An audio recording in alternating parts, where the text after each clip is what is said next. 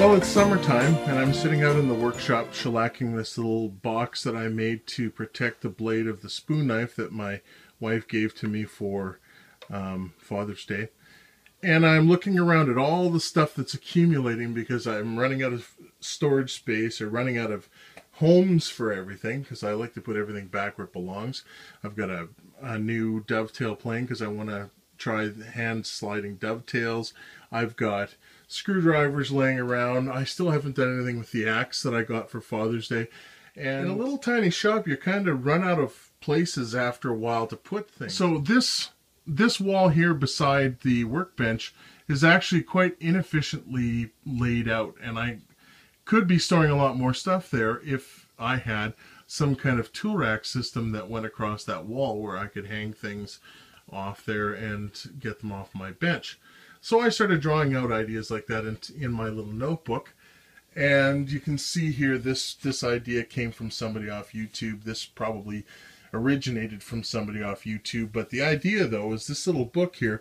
For some reason my wife and my daughter think that this little book is actually pretty interesting, and they've been after me to make a video about it. So this is my notebook. My wife calls it a journey through my mind, which is I guess that's what she calls it. And it contains most of the stuff that I've done since 2007 in the workshop, although not everything is in this book. I've got a couple other, well, I've got a few other books.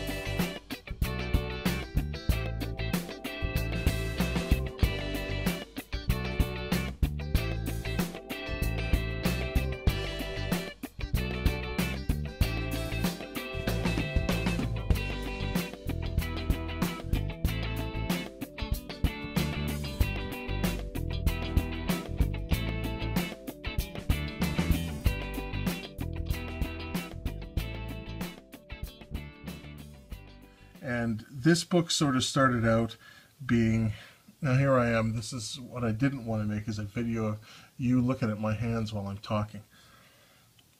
So forget about that, let's just get on with it. This is a moleskin book. It's I like them because they get a hard cover, and I like this elastic thing because it keeps it closed and it keeps stuff inside.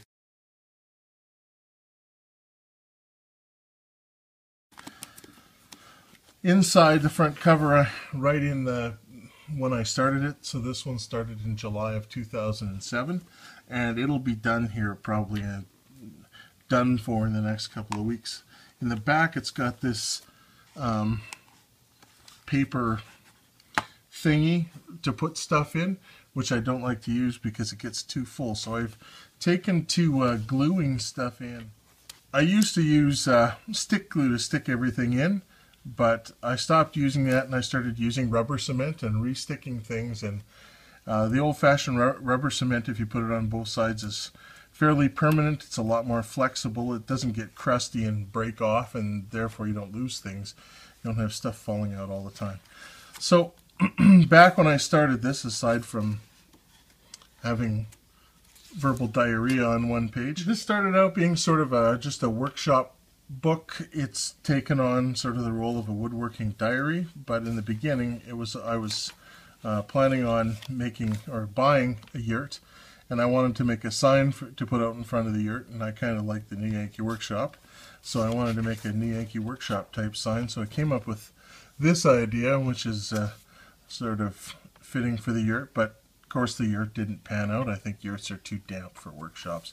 But in the beginning, I was trying to lay out things, how I was trying to lay out things, how to build the yurt, what sort of a platform to put it on, how to insulate the floor. It's all just basically about a yurt workshop.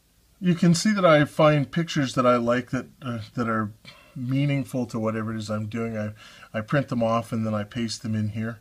And at the time I was doing this was all about the yurt, so everything was yurt related.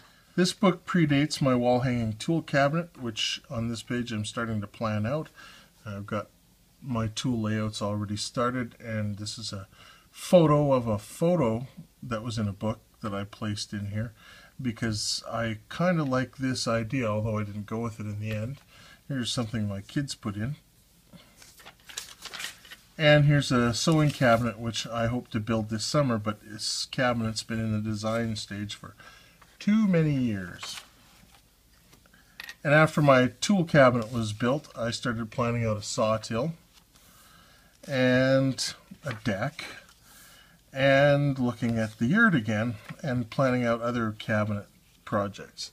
You can see at this point I've finished the wall hanging tool cabinet, and I was going to carve a totem pole. That never came to fruition, although I've still got that on the books. And more ideas about shops, and the whole thing basically, as I said before, revolved around shops or things that I was going to put on my website. At some point I started keeping track of ideas in magazines that I found might be useful. I've got so many magazines lying around that it's difficult to remember where you found an idea or even that you did find one. So keeping track of the ones that I thought might make a real difference turned out to be a good idea. Here's a new logo that I was looking at for my shop. Here's a pattern or plan that never came to fruition. And I started looking at table saw stuff, but a table saw doesn't fit in my shop, as you probably know if you've been watching my videos.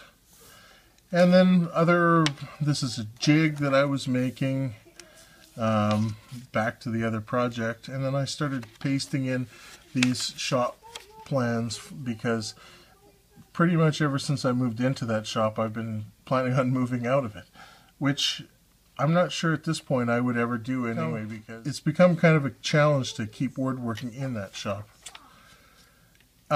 This is something that I really like, is the idea that you keep track of stuff that you have. Here's 5 windows that I have that I would like to put into a workshop that may never happen. So I always know the rough openings for those 5 windows, so I never have to go and remeasure them.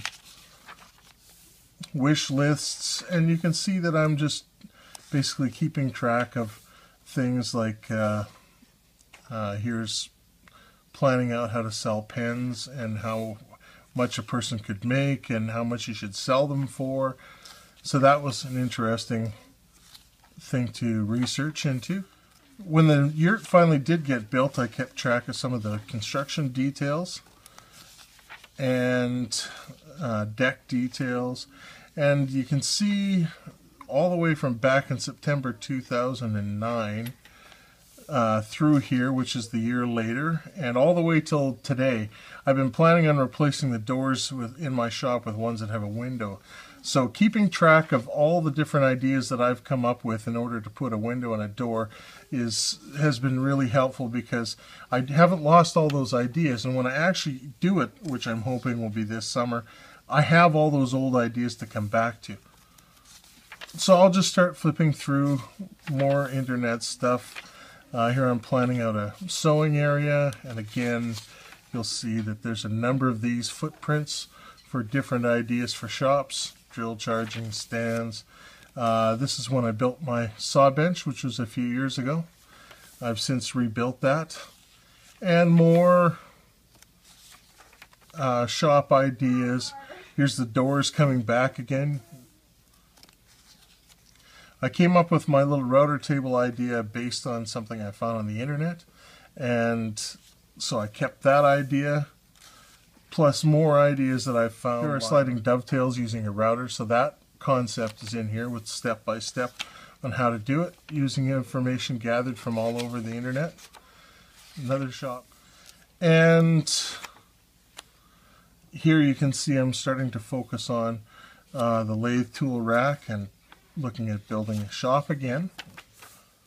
here's a, I try not to do this. That's the bill from buying my old beaver table saw, which I actually bought this year. It's tucked in here. I don't know why, but that's where it is.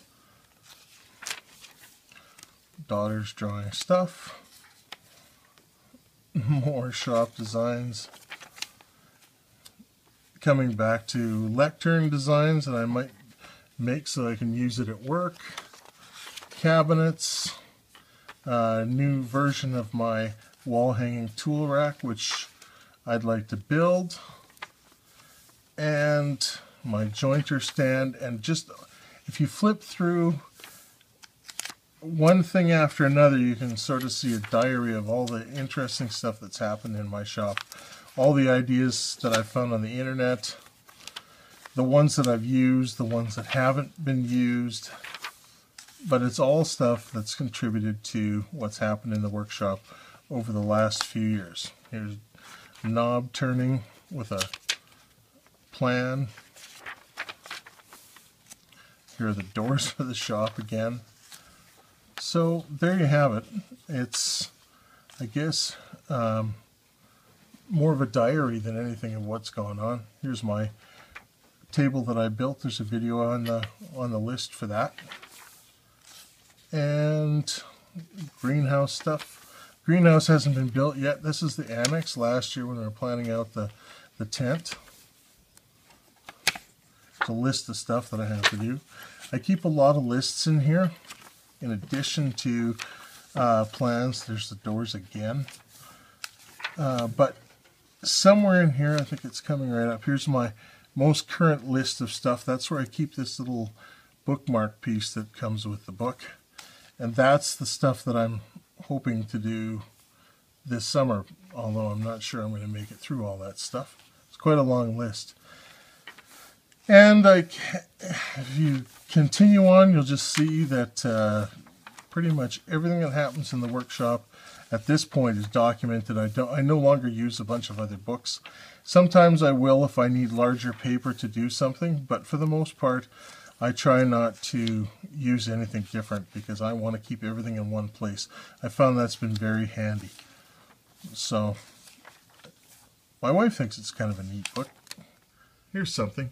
Matthias Wandel, I hope I'm pronouncing that right, on his YouTube channel, he did a tour of a cabin his dad built at the Amogla camp, and his dad also built these chairs that we really like the design of, and so I decided to sketch it out on the larger sketch paper, and I was figuring out the angles and everything. I took the sketch paper out and I glued it into the book so I knew where it would be. So, continuing through time, just looking at all the different things that I'm considering building, all the things that I figured out, and you'll see that I get to about here. This is where I was before, and I've only got about 10 pages or 12 pages left in this. You'll see at the back, I keep wish lists or shopping lists.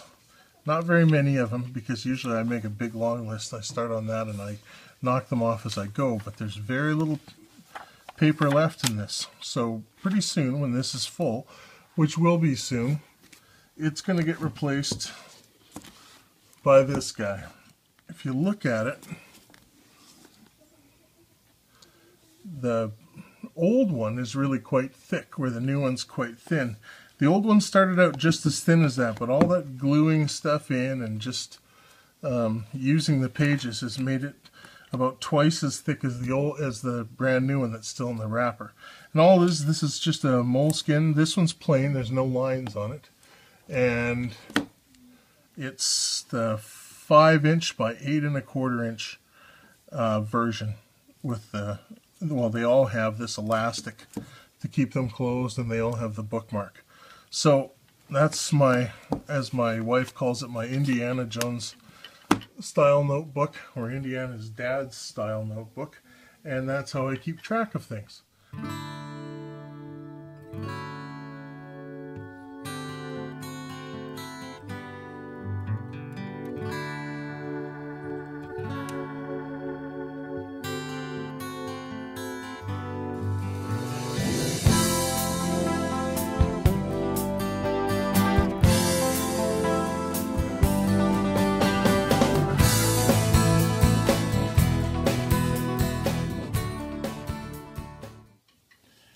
Shemp the gnome approves. Must be a good idea.